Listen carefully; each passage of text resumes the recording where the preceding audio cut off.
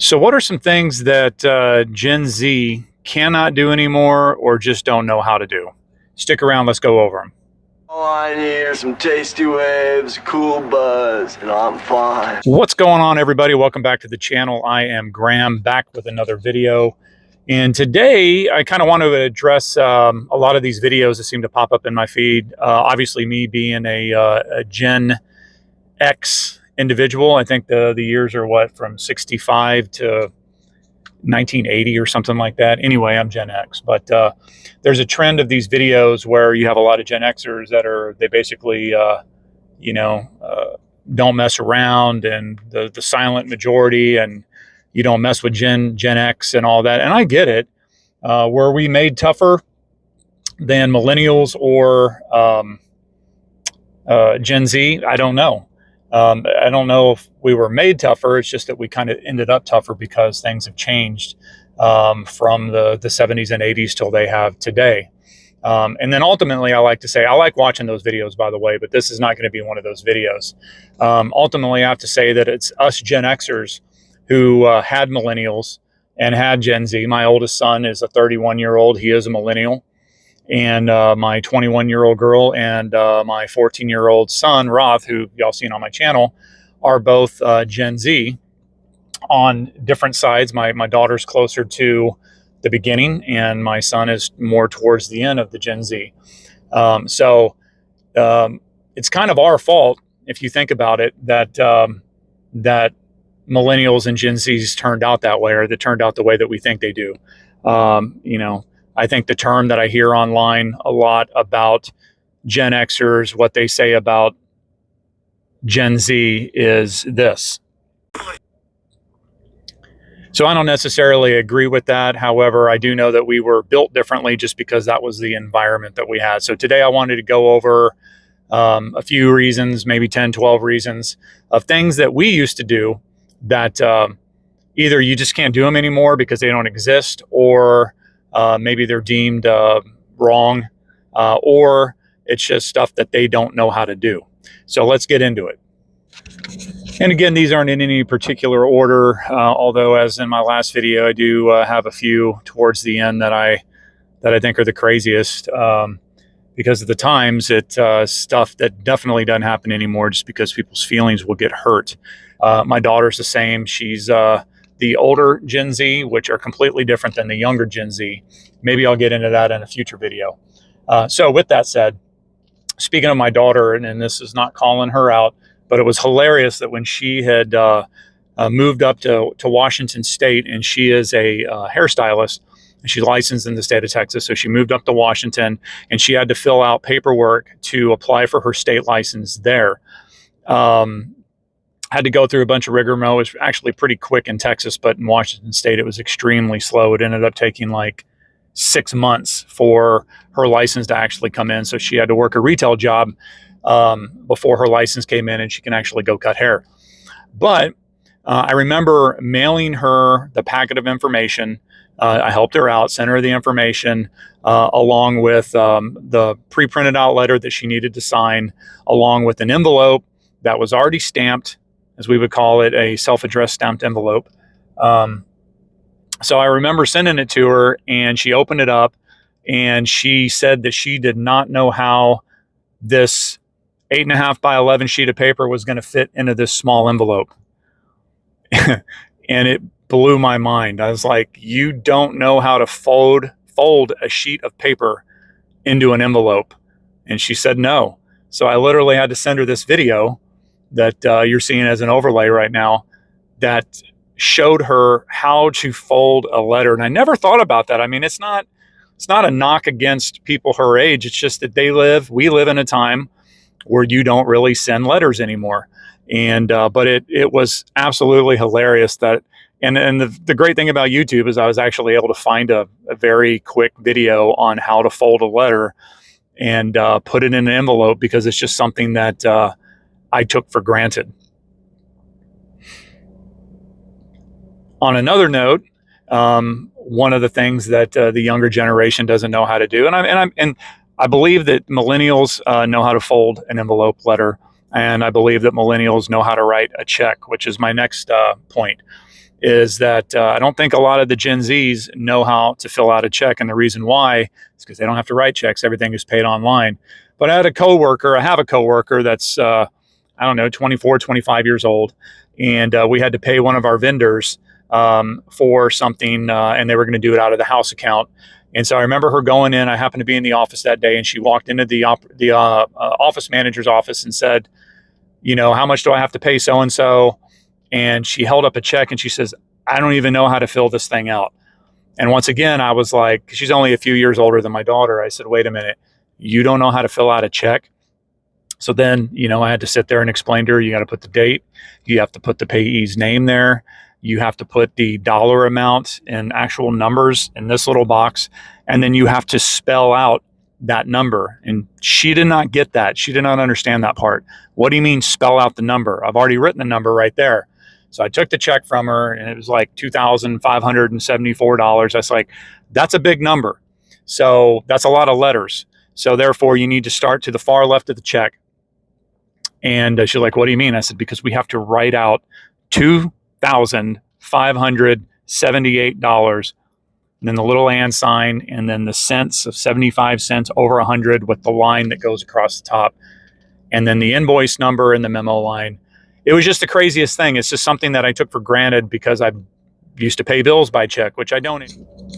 And one other thing that's totally no fault of their own, and I kind of wish they would bring this back even for me, but probably kind of a good thing because then I would be eating this product a lot, and that is cereal boxes. We all, especially Gen Xers, remember the time when part of eating breakfast in the morning was filling your bowl with sugary, really bad cereal, but back then at least it was made with real sugar, right? Filling the bowl with it, flipping the back of the box open, and reading the box, playing the game, or in some instances, cutting out the little, I don't know if it was the UPC or it was always a little coupon that you'd have to cut out and physically mail in to General Mills or Quaker or whoever made the cereal, and to wait to get a prize in the mail. It was the funnest thing in the world.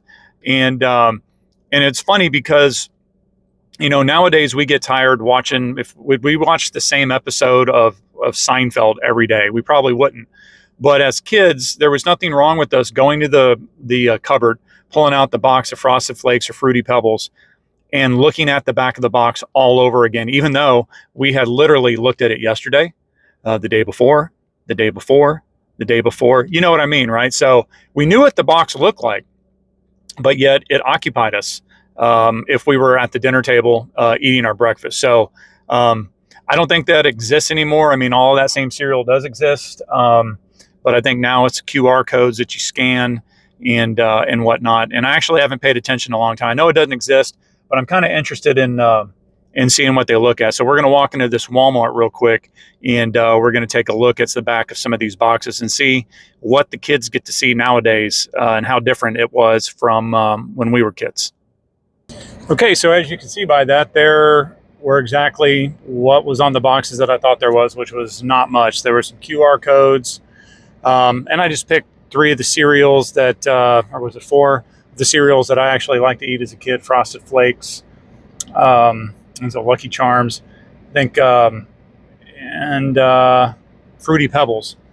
And as you can see, there's some QR codes for something, but there's not really much to look at. They don't look anything like the boxes that we had back in the day. And I get it. If you don't want to give a prize or anything like that, you can still make the back of the box pretty interesting for the kids to want to read or look at. It is funny that the quote unquote healthy one, which is the frosted, not the Frosted Flakes, but the other one, the last one, actually has 2 free books that you can get. But anyway, segues into my next point, which is frickin' lawn darts, man, or jarts. Remember those? We actually used to be able to take a weapon and use it as a toy. And so this is something that you just can't get anymore. You can find jarts on eBay, but they do not make them. It's funny, in the same area here in Walmart where they had these lawn darts. I don't know. They look like the back end of a lawn dart and the front end of a Weeble Wobble. So cool thing about them is they do light up. But essentially, when we were growing up, that was cornhole with a weapon. So you just can't buy them anymore. They do not manufacture them anymore. But as I was saying, it's interesting that they have those lawn darts right next to regular darts. So last time I checked, you can still chuck a dart at somebody and injure them with them. But we did some crazy, stupid shit back with lawn darts, I admit. But hey, we survived. Does that make us tougher? I don't know. It just kind of makes us dumb. However, I tried it. I've had a lawn dart thrown at me before. Probably had one hit me before. I think we've all known somebody who's like, "Oh yeah, did you hear about Jimmy? He had a lawn dart through his foot." But hey, man, it's what made it fun. Made it a fun game, and it's a shame that you just can't buy them anymore. I mean, with parental supervision, I think you can still have them. You just have to pay attention to your damn kids.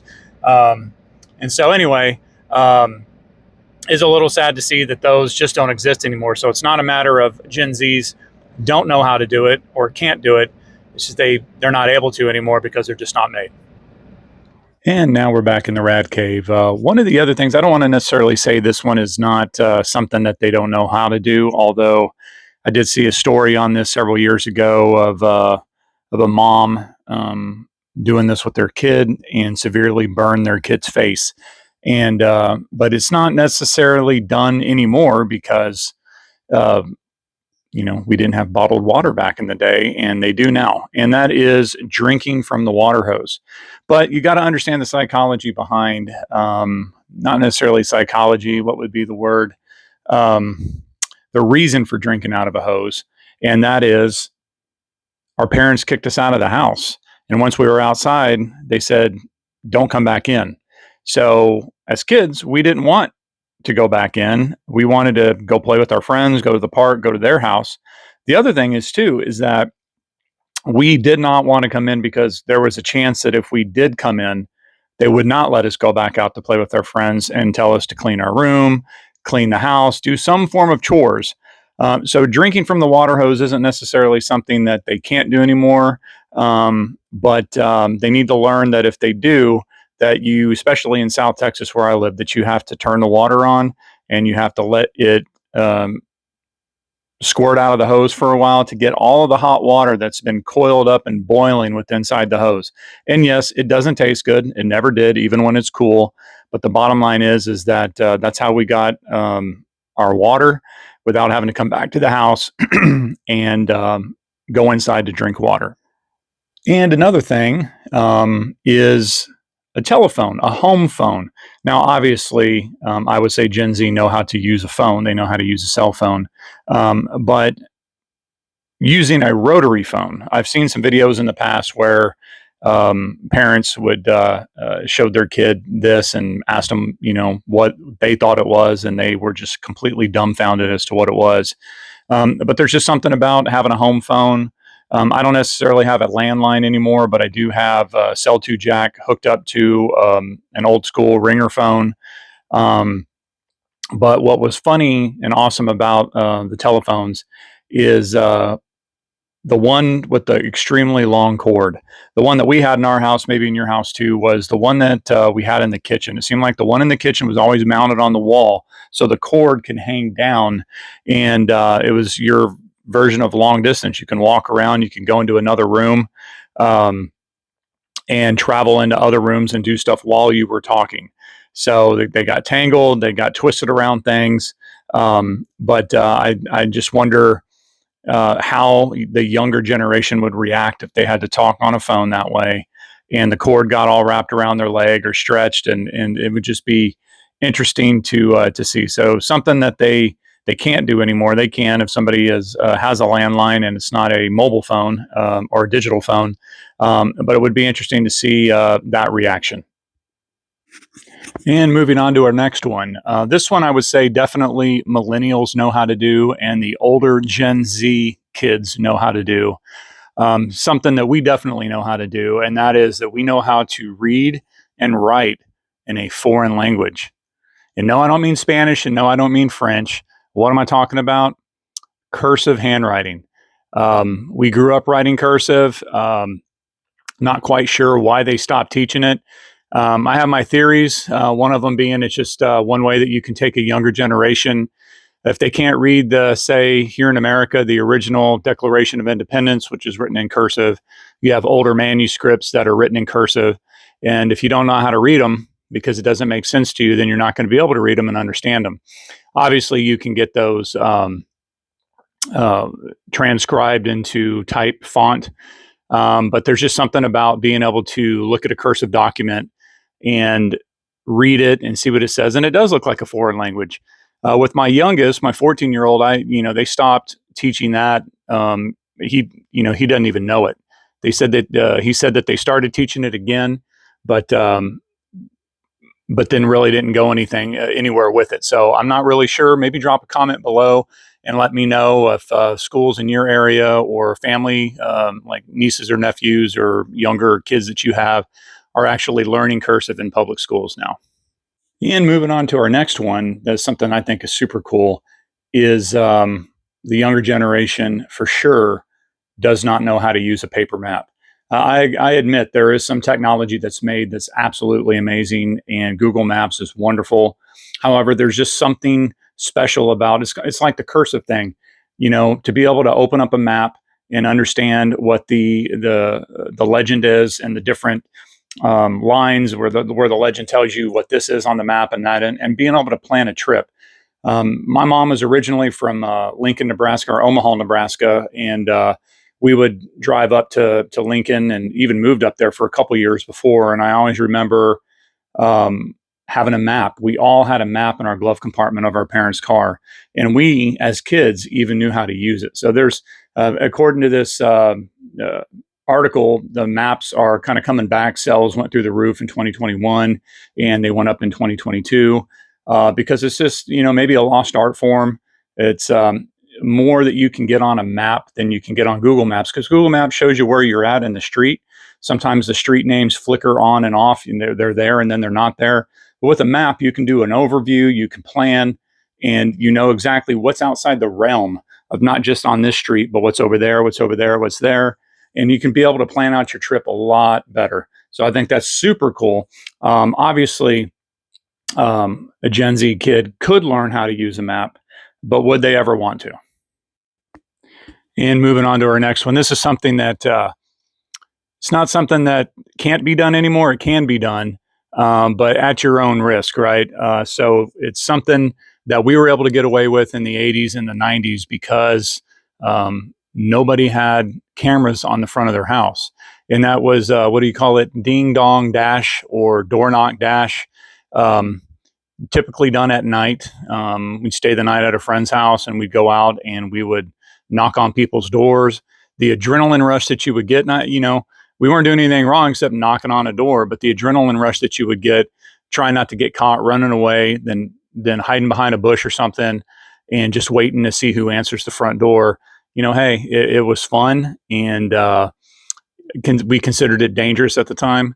However, that's just something that can't be done anymore because literally everybody has a camera on their house. I have them all over my house. Everybody I know has them on their house. And next up on the list is something that I think every kid should know how to do. It definitely, not saying that there are no Gen Z kids out there and there's probably a lot of millennials that don't know how to do this, and that is driving stick, or as we say, manual transmission, having a stick shift, being able to drive your car. That's how I learned. That's how most of people my age, 50 and over, learned how to drive a car. My very first car was a stick shift. And the YouTube channel, Scott Kilmer, I love his channel. He had mentioned in one of his hot hatch videos, which I'm a hot hatch guy. I used to own a Ford Focus ST, and I absolutely love that car. Fast as hell. I wish I wouldn't have gotten rid of it, but I did. And he even said that one of the easiest ways to not get your car stolen in the U.S. anyway is to drive a stick, because the majority of people can't steal your car because they don't know how to drive it. In Europe, manual transmissions are still a thing, probably the majority. But I just think it's kind of cool. And you have the younger generation like, Roth with fixing up the Integra. If that was a stick, he'd love it. He'd learn it. And he even wishes it would be a stick. And the only stick that we have right now is our 1970 Volkswagen Beetle that we have. But even that's a little bit harder to drive as a stick just because we have to do some clutch work. Maybe once we get that thing back on the road again, it runs. But once we get it legally back on the road, I'll take him out and let him grind some gears and have some fun with it. And one of the things that I definitely know the younger Gen Z kids, and I would say even millennials, again, I blame this on our generation because we allowed it to happen. And that is when I was in school, when I was in elementary school. Obviously, high school is a little bit different, junior high maybe, but elementary school, we had a first, second, and third place in sports. We had a first, second, and third place in academic competitions. Participation trophies did not exist. That was never even used, and yeah, it hurt sometimes. I remember, playing soccer. I was a goalie. I think I was in second grade, and we were on the Dragons, and I lost. We didn't win the season. We didn't get first. We didn't get second, and didn't get third, and I was upset. And there was even kids, crying because they were upset. And you sucked it up, and you said, you know what, I'm going to go out and I'm going to get better. There was none of these. There was just no certificate or participation. The coaches told you you did a great job. Practice, you'll get better, and maybe next year we can be up on that podium. So I know that getting to the end here. So these two are kind of together. However, I think the high school version isn't as beast mode as the elementary version. And what that is something that we did in the 1980s, and I would say even up until the 1990s, is in high school, we would have yearbooks. And what you do when you would get your yearbooks is you would take them around and you would try to get people to sign them, maybe write little notes in them. It was also kind of an archaic way of social media because, if you were an individual that was dating somebody in the school and then you open up the yearbook and there's a photo of you two together at the lunchroom or at a track meet or whatever, but you're no longer with them, they'd draw a circle or a square around their head and exit out, kind of letting you know they're no longer together. But it was also a popularity thing. If you got a lot of people, not just to sign, but a lot of people to write some really cool notes, obviously you did that because you were popular. If you didn't get a lot of signatures, you didn't get a lot of notes, it's because you weren't popular. And it sucked. I was on the receiving end of that. I was not popular in junior high and high school. And I think I bought one yearbook and then I never bought another one again because, it hurt my feelings, but oh well, life goes on. But as bad as that is, I think the one that takes the cake is in elementary, and that is Valentine's Day. Back in the 80s and Valentine's Day, we would bring little Valentine's cards to hand them out. Well, you might be like, well, how is that any different than today? My kid still does that. Yeah, but your kid has to bring them for the entire class. They have to give one to every student to make every student feel happy. That doesn't happen. That didn't happen in the 80s. The way it happened in the 80s is your mom would buy you a pack of Valentine's Day cards and you fill them out for the 2 or 3 girls that you like and a couple of your friends. You'd have to pick the non, loving ones, just more like you're my bud. And so you'd have a classroom. We didn't have classrooms with 30 kids in them like they do nowadays. So we'd probably have 15 to 18 kids in our class. And then you would get to go out in front of everybody and hand out the cards in person to the people that you wanted to give them to. And there's a lot of kids that didn't get cards. Sometimes that was me. Elementary, I was pretty cool, had a lot of friends. And so that never really happened. But nowadays that's changed because you're like, well, if there's 30 kids in our class, all 30 of them have to get a card. And I know that kind of sucks if they didn't. It does hurt your feelings. But again, did that make us tougher?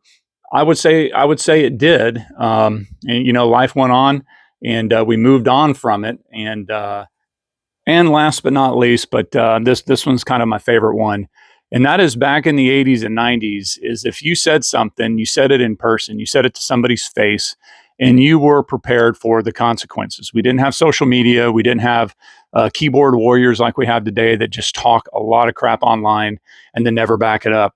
We knew that if you had beef with somebody and you winded up saying it to somebody else, that eventually was going to get back to that individual. And that individual most likely would confront you in person, and you'd have to be prepared for the consequences. So I don't believe this term was around when we were kids, but it's being used a lot by the younger generations, and that's FAFO, fuck around and find out.